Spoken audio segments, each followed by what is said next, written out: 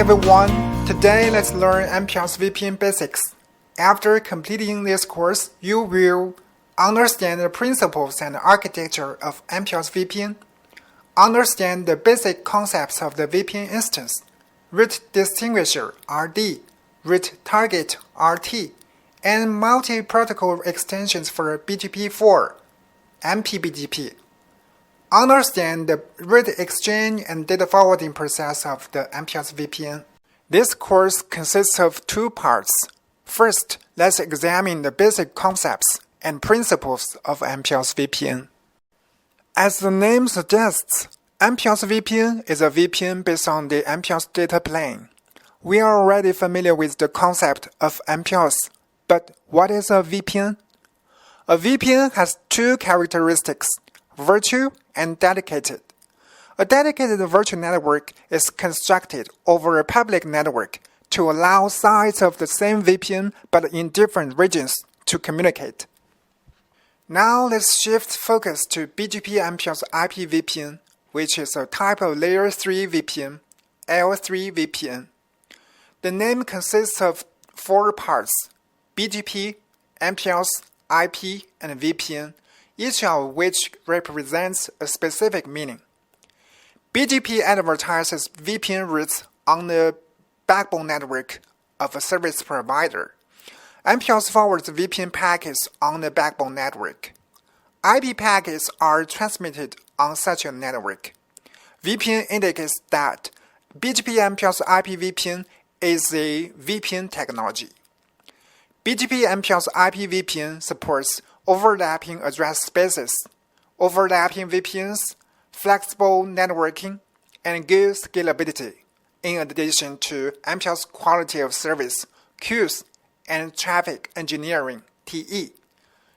As such, BGP MPLS IP VPN is an important method for IP network carriers to provide value-added services and is widely used. Next, let's take a look at the BGP MPLS IP VPN network. Generally, this consists of the backbone network built by a service provider and a network built by a customer. The former is also called a public network, and the latter is a private network.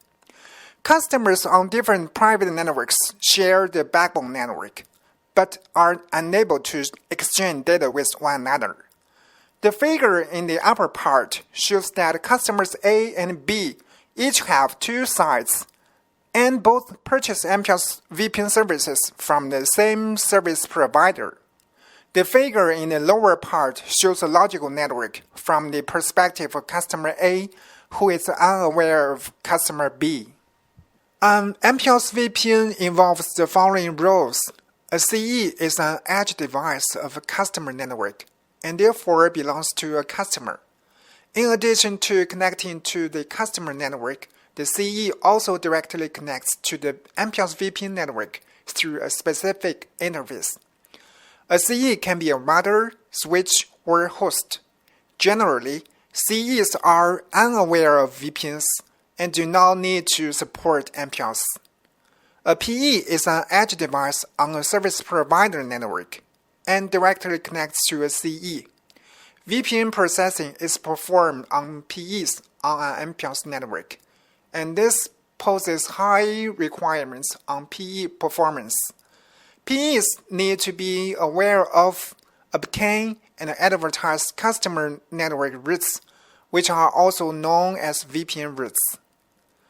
PEs are backbone devices on a service provider network and are not directly connected to CEs. PEs are only required to support basic MPLS forwarding capabilities and do not need to maintain VPN information or VPN routes.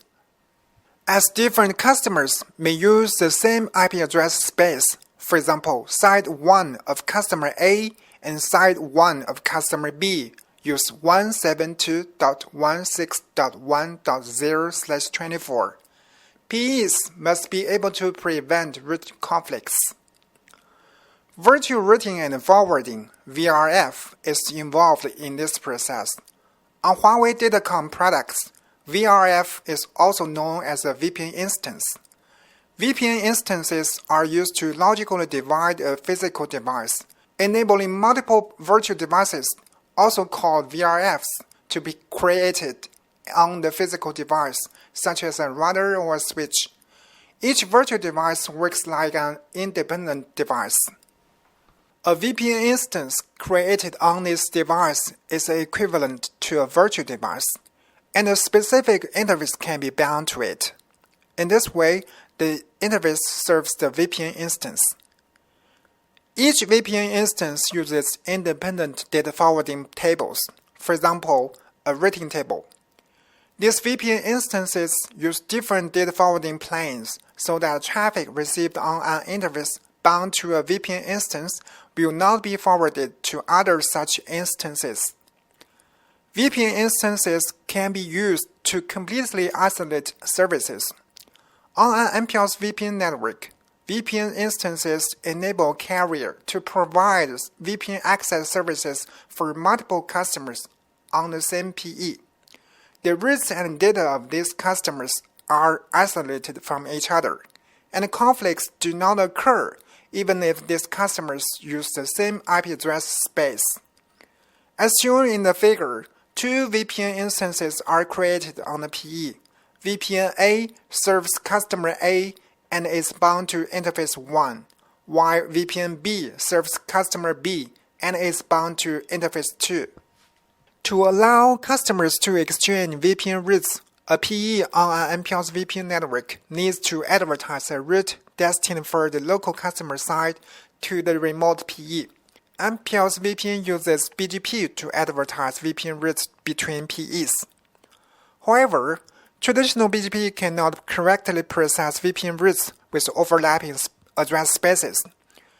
Let's assume that customer A and customer B use IP addresses with the network prefix 1.1.1.0/24, and they both advertise a route destined for this network prefix.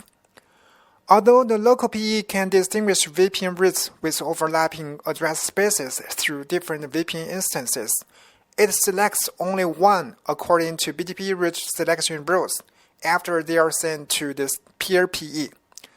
As load balancing is not performed among VPN-specific routes, as a result, the route to the other VPN is lost. To prevent VPN route conflicts caused by overlapping IP address spaces, route distinguishers RDs are used. Let's now take a look at how to use RDs. To solve address conflicts on the public network, the same VPN routes that are sent by different CEs and which may conflict with one another must be converted into unique public network routes. One method is to allocate an RD to each VPN instance. A VPN v4 route is composed of the RD and an original VPN route prefix. Since different RDs are assigned to VPNs, the VPN v4 routes become globally unique. To transmit these VPN v4 routes on the public network, BGP is extended to MP-BGP. As shown in the figure, an MP-BGP peer relationship is established between PE1 and PE2. MP-BGP uses address families to differentiate network layer protocols. For the values of address families, see RFC 3232, titled Assigned Numbers.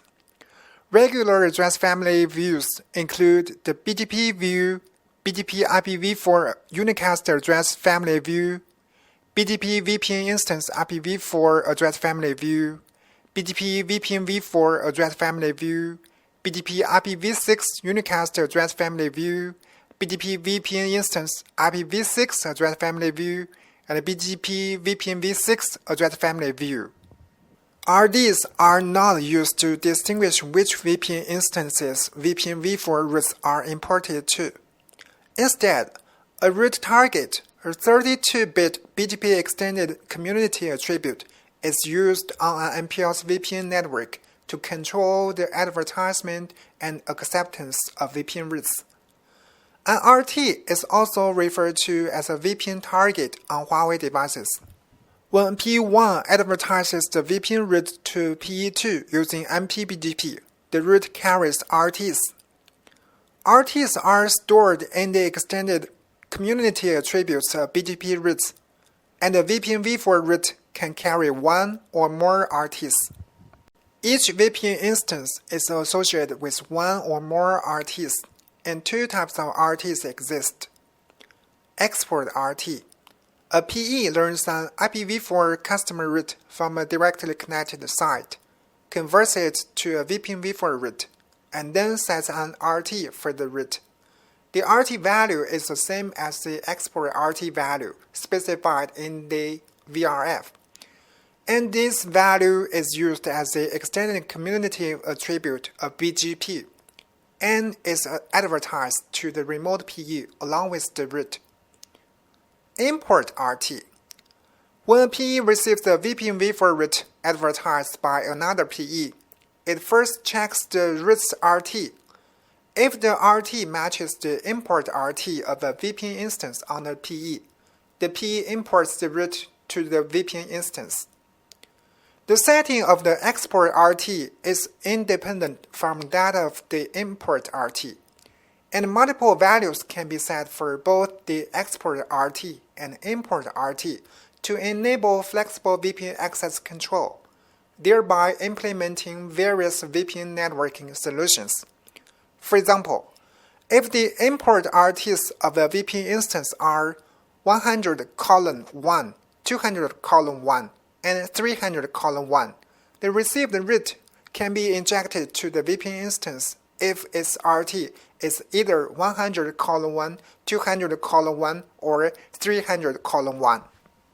With RDs, MP-BGP can transmit VPN v4 routes on the public network and select optimal routes based on BGP route selection rules. MP-BGP uses RTs to determine the VPN instance to which VPN v4 routes are transmitted. PE2 removes the RD from the received VPN v4 route and advertises the route to the corresponding CE based on the RT. In this way, the CEs of customer A's side 2 and customer B's side 2 can learn the routes to their respective remote sites. Similarly, CEs of customer A's side 1 and customer B's side 1 can learn the routes to their remote sites. Can CEs communicate with each other directly after the routes between them are reachable? The answer is no. This is because routes are exchanged between PEs across Ps, and the Ps on the public network do not maintain VPN customer routes. In the figure, IP packets will be discarded on the P if PE2 does not perform special processing on the IP packets received from the CE. MPLS tunnels are used to solve this problem. An MPLS tunnel is established between two PEs on a public network to ensure that IP packets of VPN instance are sent from one PE to the other PE through the P on the public network. The figure illustrates an MPLS LDP tunnel. However, there are two issues involved in the data forwarding process which must be addressed. 1. The local PE needs to determine the remote PE to which the IP packets of the VPN instance are sent. 2. The remote PE needs to determine which VPN instance the received IP packets are forwarded to. On an MPLS VPN network, two labels are used to implement these functions. 1. An MPLS LDP tunnel label is used as an outer label, ensuring end-to-end forwarding between PEs. The next hop in the route to the destination address can then be used to determine the tunnel for the packets received by the PE. In other words, the packets can be diverted to the corresponding tunnel based on the next hop. 2. A VPN label is used as an inner label and is assigned to a VPN route accepted by the local PE. The labels of different VPN instances have different values on the local PE, which records the mapping between the inner label and the VPN instance. The inner label is advertised when the local PE advertises the VPN v4 route to the remote PE. When the remote PE forwards a packet to the local PE, the packet carries the inner label, and this can be used by the local PE to determine the VPN instance to which the packet belongs. The inner label of packet remains unchanged when the packet is transmitted on the public network. Next, let's take a look at the route exchange and data forwarding processes of MPLS VPN. On a typical MPLS VPN network, a PE needs to learn the route to the directly connected customer site, and the CE must also learn the route to a remote site through a directly connected PE. A routing protocol between PEs and CEs is used to implement these functions. A routing protocol running between PEs and CEs can be OSPF, ISIS, or BGP, as well as static route. And you can flexibly select a routing protocol as needed for the PEs to exchange VPN routes. The PE-CE routing protocol running on the CE, such as OSPF, has no difference than a traditional protocol, while the PE-CE routing protocol running on the PE must be associated with a VPN instance. The routing protocol process needs to run within a VPN instance. For example, the OSPF multi-instance process is used within a VPN instance. PEs play the most important role on an MPLS VPN network and provide various functions. 1. Configure VPN instances to exchange routes with CEs and store VPN instance routes.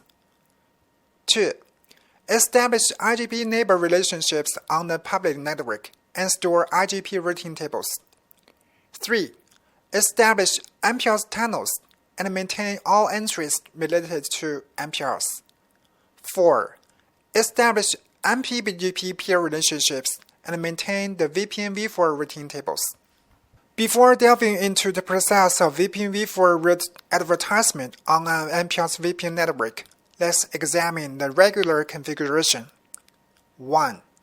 CEs and PEs maintain IGP neighbor relationships or BGP peer relationships and exchange VPN IPv4 routes. Regarding BGP, while eBGP is generally configured, static routes can also be used in some simple scenarios. 2. An MP-BGP peer relationship is established between PEs. If PEs are in the same AS, an MP-IBGP peer relationship is established to exchange VPN v4 routes and labels. This slide describes the route advertisement process. Step 1. Each CE advertises a private IPv4 route to PE1. Step 2. PE1 adds the VPN routes to the IP routing tables of the VPN instances. If an IGP or static route is used between the PEs and CEs, related IGP or static routes must be imported into the BGP process. Step 3. PE1 adds the RD to a VPN route prefix to form a VPN v4 route. In addition, the export RT is added to the VPN v4 route. Step 4. PE1 advertises the VPN v4 route to its peer through the MP-BGP peer relationship. Step 5. After receiving the VPN v4 route, PE2 matches the export RT of the VPN v4 route against the import RT of a VPN instance. If they match, PE2 removes the RD from the VPN v4 route and injects the IPv4 route to a specific VPN instance. Step 6. PE2 advertises the IPv4 route to a CE through a BGP peer relationship, and the CE adds the route to its own IP routing table. Now that we are familiar with the process used to advertise MPLS VPN routes, let's take a look at the data forwarding process. With an IGP and MPLS LDP configured on the public network, MPLS LDP tunnels are established. When PEs send VPN v4 routes to one another, the routes carry various attributes including the next hop, VPN label, and export RT. These VPN v4 routes are encapsulated in MP-BGP update messages. During data transmission, PE2 receives the data packet from the interface bound to the VPN instance. 1. PE2 adds a VPN label to the packet based on the VPN instance to which the interface belongs. 2. PE2 searches the routing table based on the destination address of the packet and finds that the next hop is PE1 1.1.1.9. The FAC 1.1.1.9 is associated with an MPLS LDB LSP, and the outgoing label for the LSP is 3111. PE2 then adds label 3111 to the packet.